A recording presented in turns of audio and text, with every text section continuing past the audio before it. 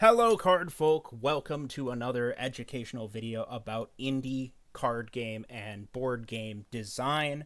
My name is Jacob, and I will be your host today. And I am joined live by the Tabletop Aces crew, who are all sitting here listening in and providing their own thoughts and opinions as well. Can everyone say hi real quick so I can prove I'm not talking in a room alone?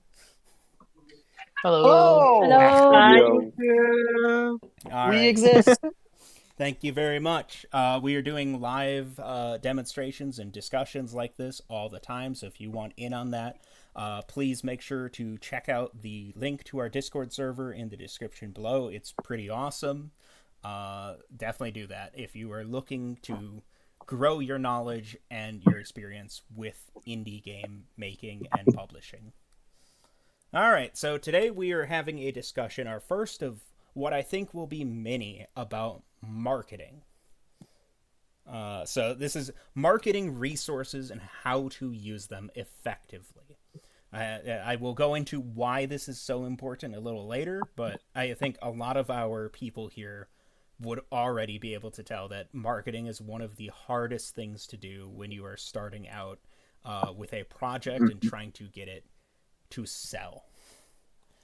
So let's start with who am I? I'm just a random guy talking here. I am my name's Jacob, or Ginger commonly online. I've worked in journalism and marketing, public relations for 15 years. I've designed my own games. I've done stints in journalism as a gaming journalist specifically. I am the owner of Tabletop Aces, and I am the COO of Speedrobo Games, a game manufacturer, developer, and publisher. So that's who I am, if you did not know. And if you're on the server, feel free to at me at any time with any questions you may have. All right. So, how important is marketing to a game's success? It's literally everything. No matter how good your project is, it's only going to reach so many people without good marketing. And that's a case of, too little marketing will never make a successful game. But also, there are many, many games that have been killed by too much marketing, or more specifically, poor marketing strategy. Spending a lot of time, money, other resources on strategies that just don't work. It is very, very common for games to never find the success that they deserve because of those issues and not planning accordingly. I don't think that's going to be much of a surprise to anyone here. We interrupt this programming to bring you an important message. Speedrobo, Speedrobo, Speedrobo. Origins, Origins, Origins. Come see the Speedrobo Games booth at Origins Game Fair. Booth number 432. That's booth 432, 432, 432. Come demo our new amazing games like Siege the King, Junk World, and Destiny Decide. Come get autographed cards from the talented game designers featured in TCG Card Shop Simulator, like Caleb Bassett from Necromancers. Come meet the man who makes VTuber TCGs crap their pants, Rhydon himself. That's the Speedrobo Games booth at Origins Game Fair, booth number 432. Be there or be square. So we're going to talk about this. Specifically, I want to ask our live viewers here, what are some struggles you've found with marketing?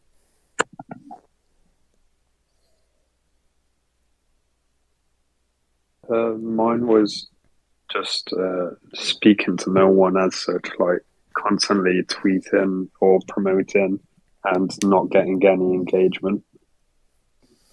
That's I feel that is very common of an issue. What he said, but just finding the right place to post that you have a game and like updates and such. Mm-hmm. I think also marketing and reaching the right audience, right? That fits your specific type of game. Definitely important. And A little bit of that was discussed in our last seminar, hosted by everyone's favorite guy, Speedrobo, talking about how your genre of game really can determine a lot of those factors. So definitely check that out if you haven't.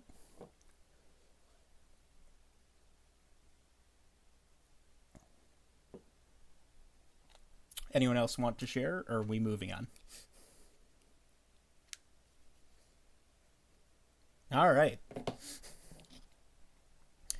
Okay, so we're going to talk right now about a strategy, or really a way of thinking about marketing.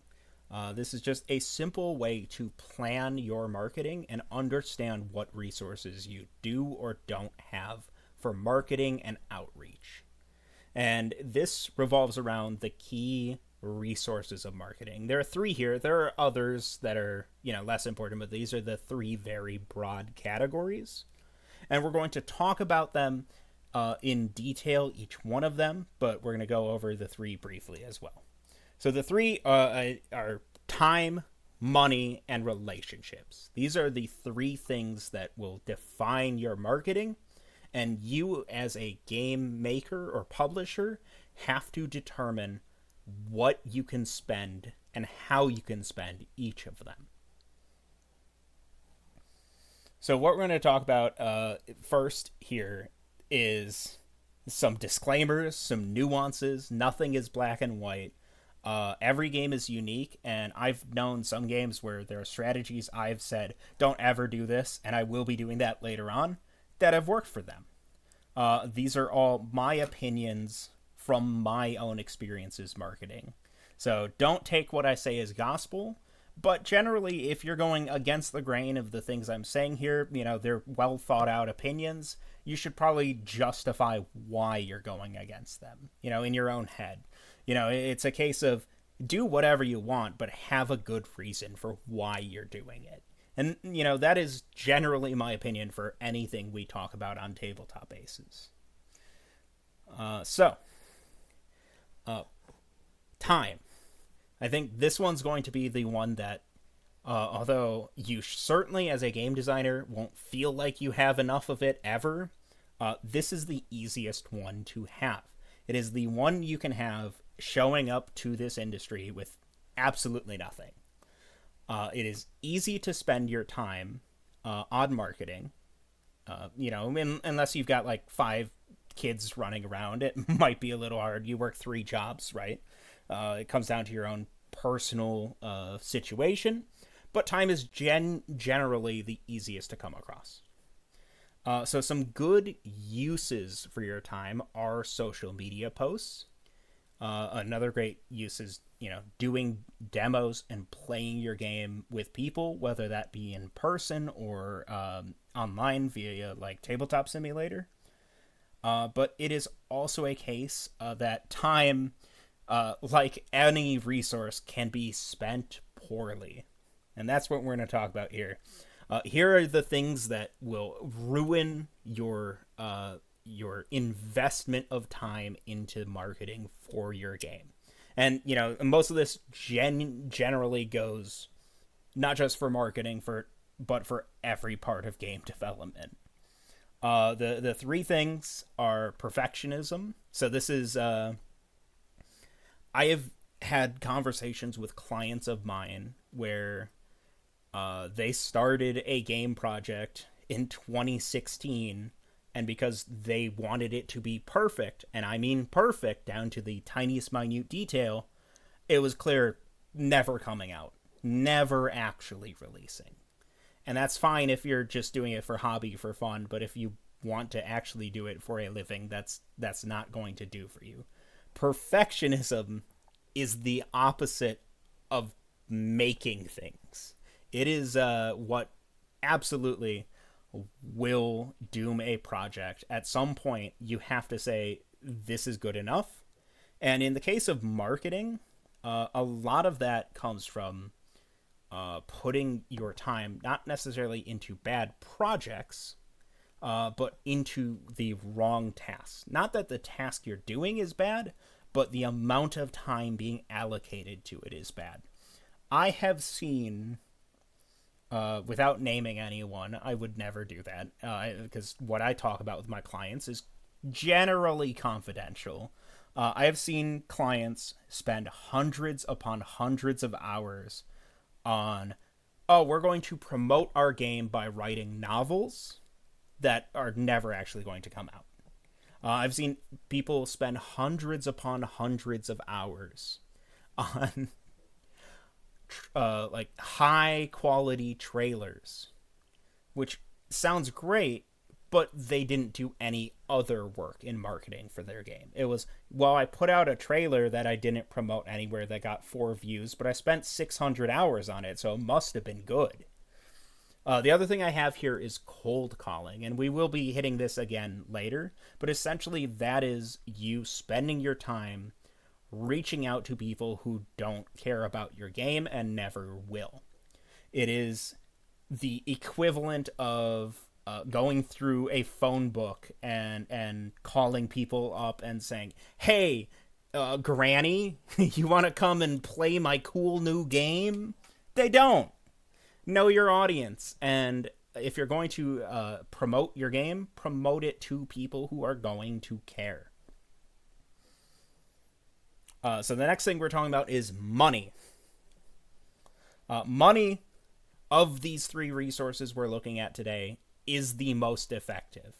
Now, the downside to that is oftentimes you don't have it. And if you have some money to spend, it might not be that much, and you really have to choose your battles. Particularly since, and I'm sure a lot of you can understand this, developing a game on its own can be very expensive. So having marketing budget on top of that can be incredibly difficult to find. Now, some people are more blessed than others when it comes to money and will have it. But I will say, actually, I'll wait to that till we get to the bad side of this. But so some good examples of how you can spend money. Paying for reviews. Specifically getting some high quality reviews. There are plenty of great independent reviewers out there. They're who I'd target. We have a few in our group. Shout out to Two Lanes. He's awesome. Pay for reviews from people and let them do their work, and they will deliver for you. Now, there are some caveats. We'll get to those later. Another fantastic use of your marketing budget is going to conventions. Obviously, going to bigger conventions typically means traveling further, more expensive booths, more expensive events. So they're going to cost more, and I do think those costs are generally worth it, but it's worth checking out small conventions as well. I will also say one of the best things you can do, and sometimes it sounds unintuitive, are just give free stuff away. And it's not because of the physical good, but it's an emotional response. When you give someone something, it feels special. Whether it be a demo deck for your game, a unique item that is relevant to your game. One of my favorite examples is, I actually don't remember the name of the game, which is kind of a bad example, but it got me interested in the time. There was a game that I was looking at a convention that was skating themed. It was skateboard themed. And they were giving out tech decks to get people to come and check out their booth. And let me tell you, that was the only booth I thought about for the rest of the day. You know, that type of thing, if done well and done correctly, can really, really leave a lasting impression on people. Particularly, do so in a way that stands out. Just saying, hey, you can have this demo deck for my game is one thing, but give people other items. Stickers. Everyone loves stickers. You can never go wrong with stickers. Now, this is all positives for money if you have it, and there's also a lot of negatives. Nothing, and I mean nothing, kills a game like spending money. Particularly, spending too much money to the point where no matter how much you sell, you will never be profitable. And that sounds like such an obvious thing, but it's not. When you're in the moment and you care about a project deeply, it is far too easy to overspend and not even realize it. This is one of those reasons that planning your marketing is so incredibly important. Know what you're doing ahead of time and don't wing it. In particular, some big money sinks I've seen that have single-handedly doomed games are things like Facebook ads. I guess meta ads would be the correct term. I guess I'm a boomer. Stuff like Instagram ads as well, Twitter ads. Ads like those, generally, you'll get a little bit of reaction to, but it'll be much less than dollar amounts spent on other campaigns. But they're used quite often by people who have more money to burn because they are easy. But those systems are very, very intentionally gamified to separate your money from you as quickly as possible. And are very, very, in my opinion, worth it. Rarely worth it. And I would blanket say never, but I have known a few people to get some success with them. Second is celebrity endorsements.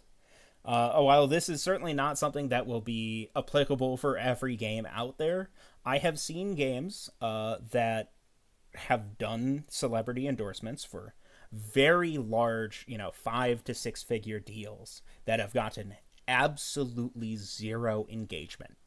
Nothing.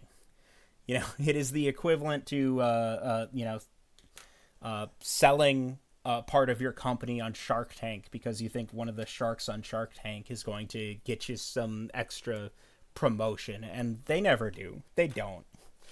Celebrity endorsements, if they are not core to your game, are probably the single biggest way you can waste money.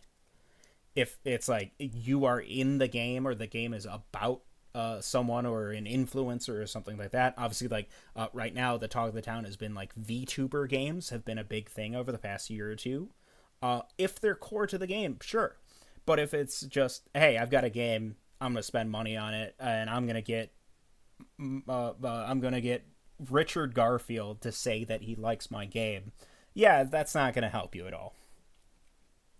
The next one is cash prize tournaments. Cash prize tournaments are bad. And I will die on that hill if I have to. I know some people like them because it is a good way to get attention to your game and look like your game is serious. But they attract all the wrong people. Cash prize tournaments don't lead to long-term customers. They lead to people who are interested in making money quick from your brand. They will not stick around. Ask Argent Saga how that went for them. The next one I will talk about are video ad inserts. So I said paying for reviews, dedicated reviews for your game is an amazing thing you can do. Video ad inserts, not so much. Think, your typical YouTube video. But before that, let's talk about blank. Because that model is designed around multiple impressions from multiple sources. If you don't have millions of dollars to spend to have every YouTube channel talking about your game, don't use that model. Just pay for direct reviews. Now let's go back to something a little more attainable for more people than money, and let's talk about relationships. Relationships are actually the hardest to get. Despite what you might think about money, relationships can only be built by doing the work, by grinding and talking with people and networking and coming to events and participating in online communities. But they are incredibly powerful. They are incredibly important. And it's such a good thing to be constantly building. This is also how you build your initial player base. There's a concept in marketing that nobody wants to be the first and nobody wants to be the second. What that means is people don't want to, be the first person to jump into a pool. They want to jump in the pool when everyone else is in the pool. This goes for, as a small example, YouTube comments. I have had so many clients who will release a trailer and then go, why didn't I get any comments on my trailer? And the answer is always, because you didn't put any comments on your trailer. Nobody wants to be the first. So when you have something like that, where you need some comments, you need some support, you go to the people you know, the people you have built relationships with, and say, hey, my good game design friends, can you leave a comment on this and just show that you're excited for it? Another big use for relationships are with service providers. I had a recent case with a client where they were looking to do an order with a company, but with some very specific requirements for how things were shipped. And it was the type of thing that they, as someone new in this industry, would never, ever have been able to get done.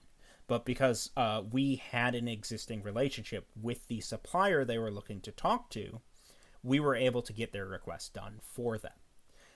Working with people long-term gets you customization and discounts. You will not get those as the new guy on the block they've never heard of and, importantly, don't trust. And that goes for, people who might review your game as well. If you're friends with them before you're reaching out to them to say, hey, or if you can show that you're a fan, you're going to get a lot further in that process to get a real, sincere review. Okay, don't do this when it comes to relationships. Overexpose to your homies. One of the big things that I can speak from experience that's really frustrating with a game that you're making is you're so excited about it, and it's the only thing you want to talk about. And I've seen so many times in communities I've been in where someone will nonstop talk about their game and burn people out on it before it comes out. It's great to talk about your game as you're working on it, but if it's the only thing you're talking about, one, it makes your friendship with people feel transactional, which leads to not having that friendship anymore. But two, overexposing them before, say, the game is available and they could buy a copy is going to burn them out on it. If you want people in your network to buy it, give them a little teaser or two, and then wait until you're ready to actually sell it to really go in for a sale. Next, I'm sure a lot of our artists can understand this. Don't pay people in exposure. I am someone who, if someone's doing service for me, they are getting paid, and they are getting paid generously. Not that I'm made out of money. I'm certainly not.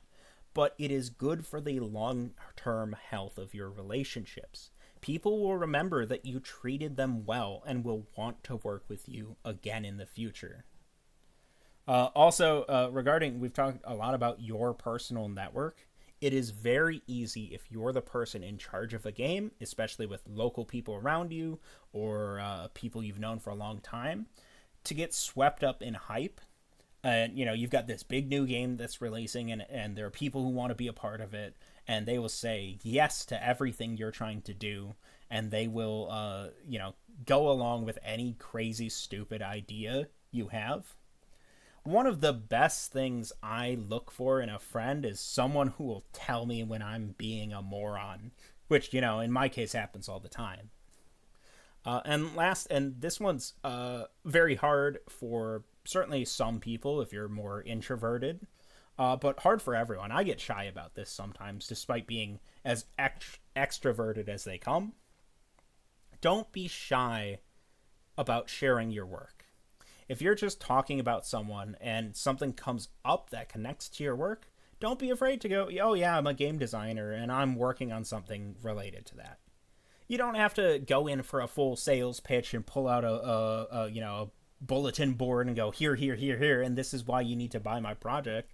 But don't be afraid to say, oh yeah, I'm working on a game. Don't be ashamed of your work. And then we are going to talk now about finding your edge. We cover this a little throughout this PowerPoint presentation, but I want to say here specifically, when you're thinking about those 3 resources, you need to determine how they work specifically for your game and your skills. Maybe you have a lot of money to burn. You need to be able to spend that, but you need to know how to do so well. Maybe you have less time than others, and maybe it's a case where you need to hire an outside consultant. Maybe it's a case where you happen to know a ton of people in a particular niche, and you could build a game around their interests. Like as I mentioned earlier, like VTuber card games are very big right now, and that's a fantastic example of using relationships well. Figure out how you can use your resources better, specifically than the games you are directly competing with. You can use that tonally wise. Being the upstart who's challenging a Goliath is a great example. If you're creating a brand new tabletop role-playing game that's kind of in the same vein as Dungeons and Dragons, play that up. You're the small indie guy trying to, hold the torch and do the right thing against the evil and immoral corporation. Maybe your game features an artist that can use their own socials for your game. It's a case where utilizing that network in a way that others might not have.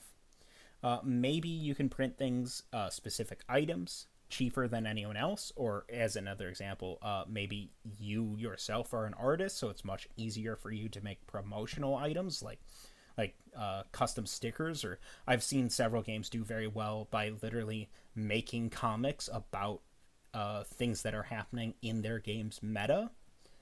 And also, maybe you own a YouTube channel that is unrelated to your game, but the time that you spend making social media posts is double the value because you're both promoting your brand and you're also promoting your game.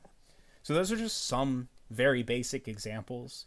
Obviously, you really got to think about what sets you apart in your particular situation and how can you capitalize on it. And I know you guys can do it. You're game designers. That's your whole job. You can do it. Think about it like a game. What sets out your game pieces different than everyone else? And now it's time for some more discussion with some amazing retention on the screen. So, how's everyone doing? Learn anything new? Yeah, quite a bit, actually. Interesting.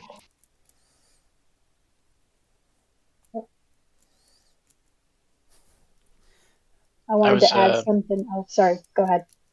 I thought I was surprised about the Facebook ad thing. I feel like I see a lot of Facebook ads for card games and stuff. I see them a lot as well. And in my experience, they are done for two reasons. Reason number one, and certainly you can challenge me on this. Do not think I am 100% right ever, right? But in my experience, they're done by people who either don't have an in the industry already and are just brute forcing their way in for far more money than is reasonable. Or two, it's done by people who are detached from their work and are just doing it to, have success under their belt.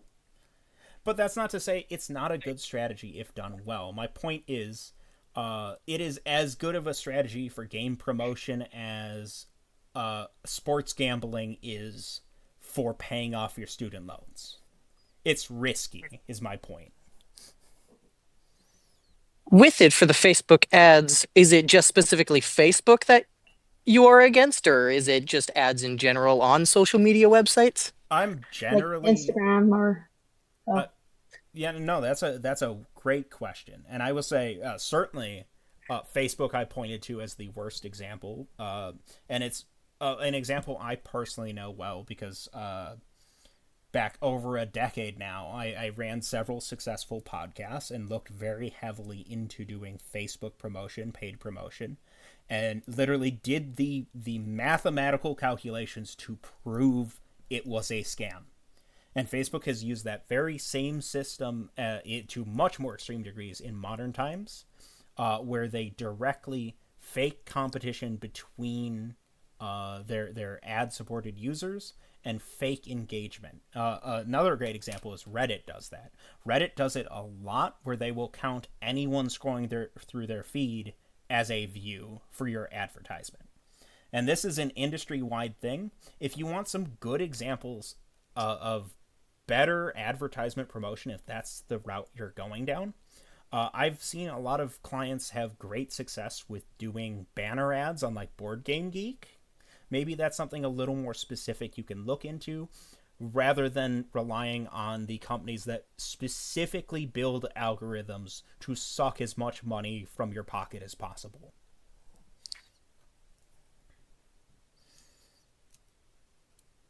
I wanted to add something on, you mentioned conventions. If you're not ready to do like big conventions, I know they cost a lot of money for a booth at there. Try like sometimes there's like farmers markets, art and craft fairs. I've seen a lot of authors at those kind of events, and they're generally a little less expensive than big conventions. So I agree to an extent. I think if you're just again, it gets into a little bit of the cold calling. You're only going to find some people at those events who will relate to your content. But one of the best, it's at least a good starting point. it certainly is, especially if you don't have money for other promotion. One thing I'll say is, like, if you have a particular niche with your game, as an example, I knew someone who made a small board game based around bartending, like medieval bartending themed, and they promoted it by going to craft brewing conventions. If you can find a niche like that, something specific that applies to your game genre that isn't necessarily like a gaming convention, those are an excellent source of prospective new customers.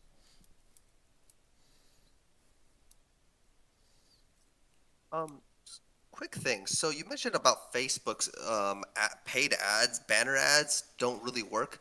But have you ever done like other types of channels for paid user acquisition where you use like deep linking to kind of see where it comes from and which ones have the best click-throughs to your email list or followers and stuff like that? Like, just out of curiosity. I have, particularly in my experience, it ultimately doesn't matter that much what your click-through rate is, because a casual, shallow click-through rate engagement very rarely leads not to a click, but to a long-term fan. Okay. Those types of people are bred through direct engagement, and you will very, very rarely get them through any sort of cold calling method where you're just putting something out. Especially nowadays, when I was doing it more aggressively in like 2015 through like 2018, it was not as bad as it is now, because people are so used to algorithmic introductions to things that advertisements are subconsciously ignored. Gotcha. Do we have any other questions, comments, concerns?